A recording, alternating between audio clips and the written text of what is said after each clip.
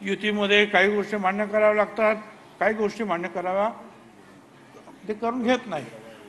परंतु मतदार शेवटी बाबासाहेब आंबेडकरांच्या संविधानानं प्रत्येकाला एक मत, एक मत, एक मत, प्रत्येक जातीला धर्माला अमीर गरीब एक मत. मग आपण ती मतं घालवून आपण कसे काय निवडून येणार आहोत? त्याचा फायदा जो आहे आज विरोधी पक्षाला मिळाला.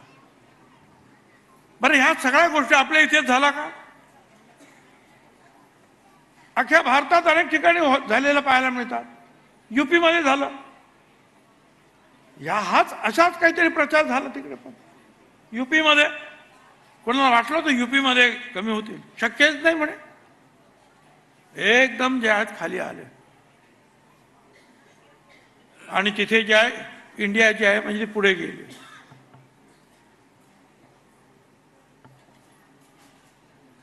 इंडियाच म्हणायचं ना, काय म्हणायचं? India alliance. हो, इंडिया काल जिंकली रात्री क्रिकेटमध्ये, पाकिस्तानला हरवलं. बघितलं असेल तटकरेंनी. पण हे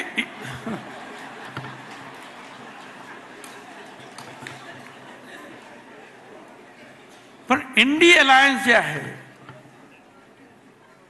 यांच्यामध्ये यांनी जो आहे दिशाभ्रम करण्यामध्ये ते यशस्वी झालेले आहे. आपण हे सुधारणार आहोत का?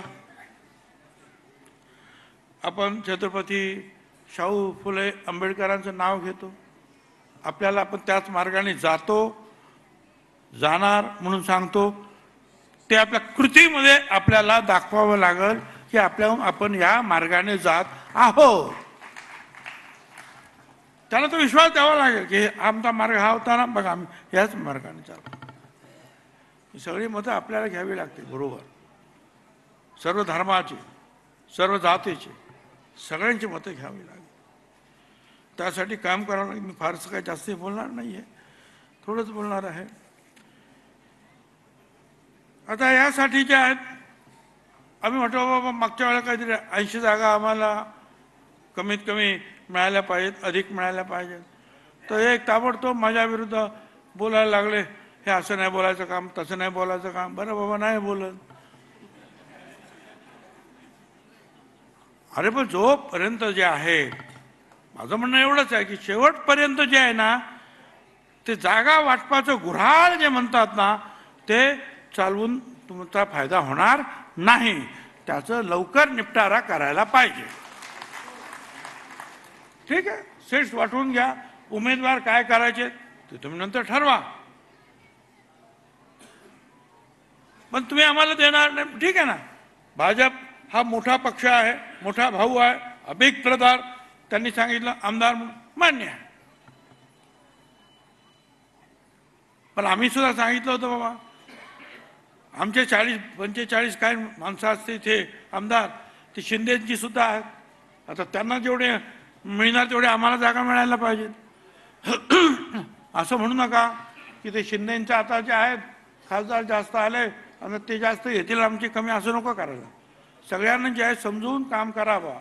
मी त्यांना सुद्धा सांगतो, तर एकमेका करू सहाय्या वगैरे धरू, सुपंथ सरकार स्थापन करू. बरं, भांडणं बिणणं काय करायचं नाही. तर ते करायला पाहिजे, ते लवकर करा. आणि याच्यामध्ये जे आहे सगळ्यांना उमेदवारी द्या. उमेदवारी देताना नेहमी सर्व समाजाचा आपल्याला विचार करावा लागेल. दलित आणि आदिवासी त्यांच्या तर राखीव जागा आहेतच, त्याच्यामुळे त्यांचा 99% प्रश्न सुटलेला असतो.